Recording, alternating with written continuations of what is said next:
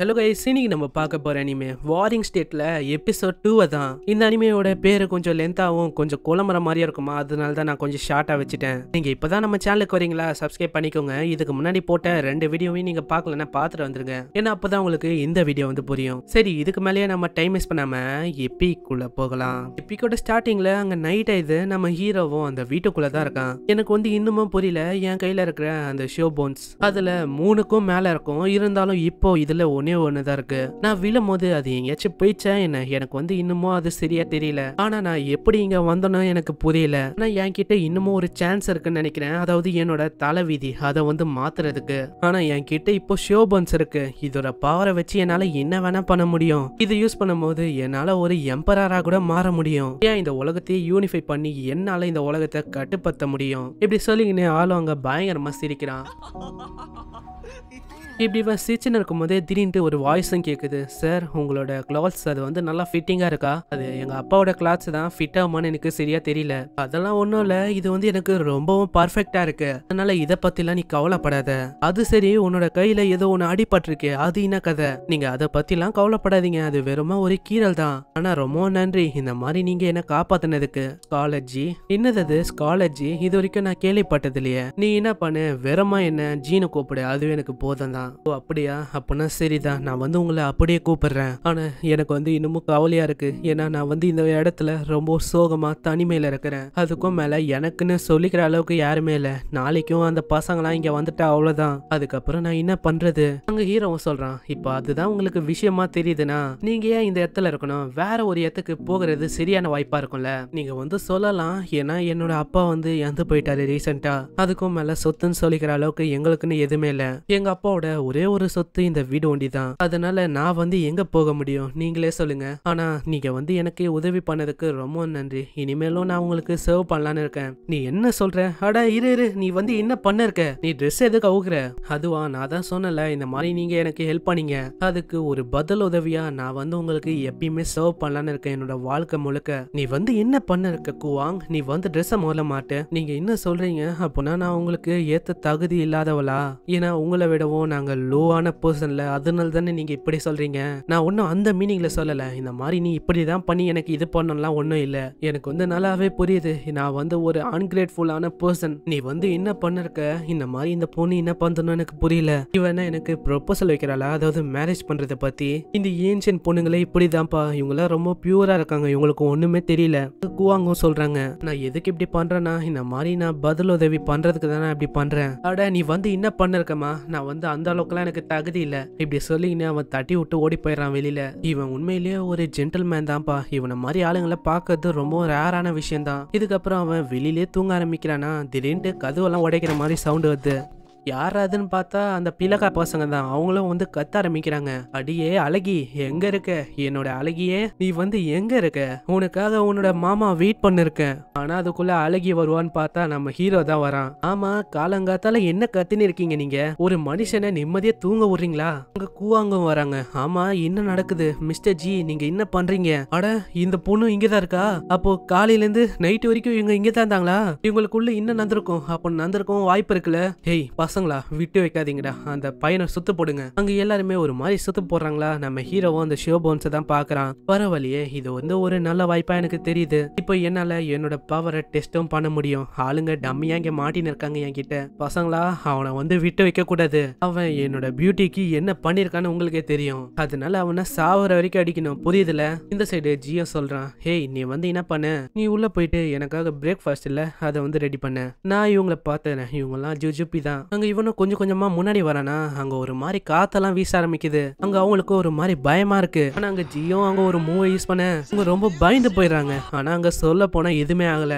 ஆமா, என்ன ஆச்சு என்னோட மூக்கு? இங்க எதுவுமே நடக்கல. அங்க எல்லாருமே எட்டி பாக்குறாங்க. ஆமா, எல்லாமே அமைதியா இருக்கு. இங்க இன்னொருத்தன் கையில வர போச்சுன்னு இருக்கான் உனத்தனை. அடைச்சி, இதுக்கு போய் பயந்து ஏன் மேல இருக்கேன், போடா சைடுக்கு. அங்க நம்ம ஆளு இன்னொரு மூவியும் பண்றானா. என்னதான் இவன் பயங்கரமா கத்தி கித்தி கூச்சல் போட்டு அந்த மூவ் பண்ணாலும் அங்க எதுவுமே ஒர்க் அவுட் ஆக மாட்டுது. பாத்தியாடா, ஏதோ அவன் படம் பார்த்துட்டு வந்திருக்கான் போல, லூசு மாதிரி ஏதோ பண்ணிருக்கான். அங்க இருக்க ஆளுங்களுக்கும் புரியுது இவன் வந்து டம்மி பீஸ் தான் போல, இவன் கிட்ட எந்த விதமான மூவ்ஸும் இல்ல. ஜியும் திரும்பவும் மூவ் யூஸ் பண்றான், இருந்தாலும் அங்க ஒண்ணுமே ஆகல. பதிலுக்கு அவன் தான் பயங்கரமா தாக்கிடுறான். பாத்தியாடா அவன் வந்து எப்படி விழுந்தானு. காமெடி பீஸ் இது. உங்களுக்கு வந்து எதுவுமே ஆகல, நீங்க வந்து நல்லா தானே இருக்கீங்க. குவாங், நீங்க வந்து எப்படியாச்சும் ஓடி போங்க, நீங்க வந்து இங்க இருக்க கூடாது, நீ வந்து ஓடிடுமா, நான் வந்து எல்லாத்தையும் பாத்துக்கிறேன். ஆனா இப்படி சொல்லிருப்பானா, திடீர்னு அவன் சண்டை போடலான்னு போகும்போது என்னாச்சுன்னு தெரியல, அவன் அப்படியே உறைஞ்சு போறான். அங்க அவனோட கையில அது அப்படியே விழ ஆரம்பிக்குது. எல்லாத்துக்கும் காரணம் அந்த பொண்ணு தான். அதோட கத்தியை வச்சு அப்படியே கையை வெட்டி விட்டுது. நீ வந்து என்ன காரியம் பண்ணிருக்க, எனக்கு வந்து நல்லாவே புரியுது. அப்போனா இவன் ஒரு ஸ்காலர் இல்ல. அங்க இருக்க ஆளுங்களுக்கும் புரியல, நம்ம ஜிக்கும் புரியல. ஆமா, இந்த பொண்ணுக்கு பைத்தியம் கீத்தியம் பூச்சிக்கிச்சா என்ன. ஆனா அதெல்லாம் கண்டுக்காம அந்த பொண்ணு அங்க இருக்க ஆளுங்க கிட்ட போகுது. நீங்களா, இவன் வந்து எனக்கு ரொம்ப டெரிபிளான திங்ஸ் எல்லாம் பண்ண பார்த்தான், ஆனா நல்ல வேலை நீங்க வந்து என்ன காப்பாத்திட்டீங்க. அதனால என்னோட கோரிக்கையா அந்த பையனை இங்கே கொன்றுங்க. எனக்கு தெரிஞ்ச வரைக்கும் இவன் ஒரு ஸ்காலர் இல்லைன்னு நினைக்கிறேன். இப்படி இவளும் யோசிச்சுட்டு அங்க சொல்றா, நீங்க வந்து கவலையப்படாதீங்க, நீங்க காப்பாத்தினதுக்காக நான் வந்து உங்களுக்கு ஒரு மெய்டா வேலை செய்யறேன். அட அட அட, இதுதான்டா என்னோட காதலி. நீ வந்து வரலாம், நீ வந்து ஒரு செகண்ட் என்ன பயமுத்திட்ட தெரியுமா. இருந்தாலும் நீ கவலைப்பட தேவையில்ல, நீ என் கூடயே இருக்கலாம். பசங்களா, அந்த பையன் இருக்கான்ல, அந்த பையன் அவனை துண்டு துண்டா வெட்டி கண்ணு தெரியாத இடத்துல வீசிடுங்க. அங்க அவங்களும் போக ஆரம்பிக்கிறாங்க. இங்க இருக்க அந்த ஆளுங்க அவங்க போய் நம்ம ஜியை அடிக்கலான்னு போறாங்க. அங்க ஜியும் பயங்கரமா அடிக்கிறாங்க. அங்க ஜிக்கும் வலிக்குது. அங்க அந்த பர்சன் வந்து அப்படியே பிடிச்சுங்கன்னே கேக்குறான், என்ன இதுக்கு முன்னாடி ஏதோ வித்தெல்லாம் காட்டினேன், இப்ப அதெல்லாம் எங்க போச்சு, அப்படியே அடங்கி போயிட்ட போல. அங்க இதெல்லாம் பார்க்கும் போது அவனுக்கு பாஸ்ட்ல இருக்க சில பல மெமரிஸ் எல்லாம் வருது. இதே மாதிரிதான் சில பல ஆளுங்க இவங்க அப்பா வாங்கின கடனுக்காக இவனை பயங்கரமா அடிப்பாங்க. அப்பா மாதிரியே நீயும் ஒரு லோ லெவலான கிரியேச்சர், நீங்களாம் எதுக்குடா இந்த உலகத்துல வாழ்றீங்க. இவன் வானத்துல இருந்து தானே விழுந்தான், வானத்துல இருந்து விழும் போது நம்மளே பயமுத்திட்டான் ஒரு செகண்ட். இவனை பார்த்தலாம் நம்ம பயந்தோமா. அங்க இப்படியே அடிக்க ஆரம்பிக்கிறாங்களா, திரும்பவும் பாஸ்டுக்கு போகுது சீனு. இதே மாதிரி இவனோட பாஸ்ட்லயும் பயங்கரமா அடிச்சிருக்காங்க. நீ என்ன என்னோட மாஸ்டரையே டிக்ளைன் பண்றியா, இந்த மாதிரி ஆளுங்கெல்லாம் எதுக்கு இருக்கணும், அடிச்சு கொள்ளுங்கடா இந்த நாயை. அங்க கருணையே காட்டாம பயங்கரமா மிதின்னு ஒரு கையில்லாத ஒரு மனுஷனை அடிச்சுன்னு இருக்காங்க. அங்க இருக்க ஒருத்தன் போதும்னு சொல்றானா, இதனால நித்துறாங்க. அங்க ஹீரோக்கும் என்ன பண்ணுமே தெரியல. அப்புறம் தான் அவனுக்கு அந்த ஷோ போன்ஸ் அது வந்து ஞாபகம் வருது. அதை பாக்குறானா, அது பார்த்தா ஒரு மாதிரி ஜொலிக்க ஆரம்பிக்குது. இதனாலே அது நோக்கி போக ஆரம்பிக்கிறான். இவனை பாத்தியா, ஆளுக்கு இன்னமும் நிறைய தைரியம் இருக்கு போல, இவன் ஒரு டஃப்பான ஆள் தான்ப்பா, ஏன்னா இன்னமும் புழு மாதிரி எல்லாம் இவன் போறான் பாத்தியா. அங்க இவனும் போய் அடையலான்னு பாப்பானா, திடீர்னு மேல எவனோ ஒருத்தன் காலை வச்சு மெச்சிடறான். ஆள யாராதுன்னு பார்த்தா நித்த சொன்னால அவன் தான். அங்க எப்படியோ நம்ம ஜி வந்து அதை அடைஞ்சிடறான். அங்க அடைஞ்சக்கப்புறம் அந்த இடமே ஒரு மாதிரி ஆக ஆரம்பிக்குது. ஏதோ அந்த இடத்துல ஒரு வைப்ரேஷனும் கிரியேட் ஆகுது. அந்த இடத்துல ஏதோ ஹார்ட் பீட் எல்லாம் இவங்களுக்கு கேட்கற மாதிரி எல்லாம் இருக்கு. நீங்க வந்து அந்த சவுண்ட் கேட்டீங்களா, என்னது அது, ஏதோ ஹார்ட் பீட் கேட்கற மாதிரி இருக்கு, அதுவும் ரொம்ப சவுண்டா, எங்கல இருந்து வந்து அந்த சத்தம். அப்படியே இவங்க பின்னாடி பாக்குறாங்களா, நம்ம ஹீரோ பார்த்தா அந்த கையத்தை அப்படியே மாட்டின்னு இருக்கான்.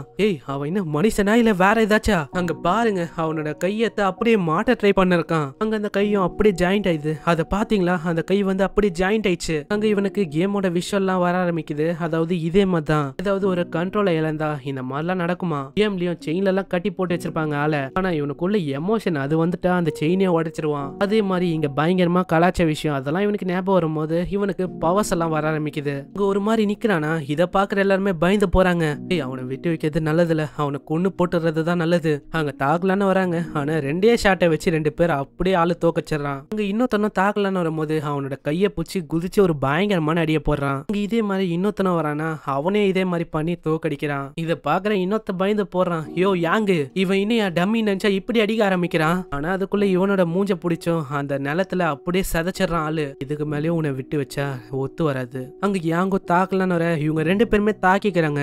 ஃபோர்ஸ் இதனால அவங்க 2 பேருமே பின்னாடி போய் விழுறாங்க. இருந்தாலும் யாங்குக்குள்ளேயே நிறையவே தரமலா இருக்கு போல. ஆளு அப்படியே குதிச்சு திரும்ப வரான். திரும்பவும் வந்து நம்ம ஹீரோவை தாக்குறான். அங்க 2-3 அடி அடிக்கிறான். ஹீரோவும் விழுற மாதிரி போயிட்டு அப்படியே ஒரு பயங்கரமான கிக் அடிச்சு நம்ம யாங்க தூரமா தள்ளி விட்டுறான். இதையே ஒரு வாய்ப்பா வச்சு அவங்க 2 பேருமே தாக்க ஆரம்பிக்கிறாங்க. ஆனா நம்ம ஹீரோ அதுக்கு முன்னாடியே அவனை தாக்கி அங்க அப்படியே படுக்க போட்டு, இப்போ என்னோட சான்ஸ்டா, என்னையவா மிதிச்சிங்க, இப்போ நான் யாருன்னு காட்டுறேன் அப்படின்னு சொல்லி அங்க பயங்கரமா மூஞ்சில குத்துன்னு குமா குத்தின்னு இருக்கான். ஆனா யாங்கு இன்னும் அடங்காம ஒரு அடி அடிக்க இவங்க 2 பேருமே தூரமா போயிடுறாங்க. இதே ஒரு சான்ஸா வச்சு யாங்கு திரும்பவும் தாக்கலான்னு வரான். ஆனா அதுக்குள்ள ஹீரோ தாக்க ஆரம்பிச்சோன்னே நம்ம யாங்கு ரொம்ப தூரமா போக ஆரம்பிக்கிறான். அட வேற நம்ம யாங்கியே இவன் தோக்கடிச்சிட்டான். இதுக்கு மேலே நம்ம இருந்தா நம்மளையும் தோக்கச்சிருவான். ஏன் இவன் கொன்னாலும் ஆச்சரியம் இல்ல, கருணையே காட்டாம அடிக்கிறான். அதனால எல்லாருமே ஓடி போங்க. அங்க எல்லாருமே ஓடுறாங்களா, பின்னாடி ஒருத்தர் சொல்றான், டேய் என்ன விட்டு போகாதடா, நானும் வரேன். அங்க ஹீரோக்கும் ஒண்ணுமே புரியல. எல்லாத்துக்கும் காரணம் இந்த ஷோ போன்ஸ். இதனால தான் நினைக்கிறேன், இதனால தான் எனக்குள்ள பவர் வந்ததுன்னு நினைக்கிறேன். அதுக்கும் மேல இவங்க ஒரு மாதிரி என்னை பத்தி பேசினனால தான் எனக்கு திரும்ப அந்த பவர்லாம் வந்தது போல. ஆனா இந்த விஷயம் இதை வந்து இன்னமும் முடியல. இது இப்பதான் ஆரம்பிக்குது. நிறைய விஷயம் பாக்குறதுக்கு இருக்கு. இப்படி சொல்றதோட இங்க இந்த 2வது எபிசோட முடியுது. இந்த எபிசோடு இது வந்து உங்களுக்கு பிடிச்சிருக்கும்னு நினைக்கிறேன். நம்ம ஹீரோக்கு பவரே இல்லாத மாதிரி காட்டியிருப்பாங்க. ஆனா போக போக எவ்வளவு இன்ட்ரெஸ்டிங்கா போதில்ல. இந்த அனிமே இன்ட்ரெஸ்டிங்கா இருக்கா அப்படின்னு கீழே கமெண்ட் பண்ணி சொல்லுங்க. நான் ஆல்ரெடி சொன்ன மாதிரி தான், மறக்காம லைக் பண்றேங்க.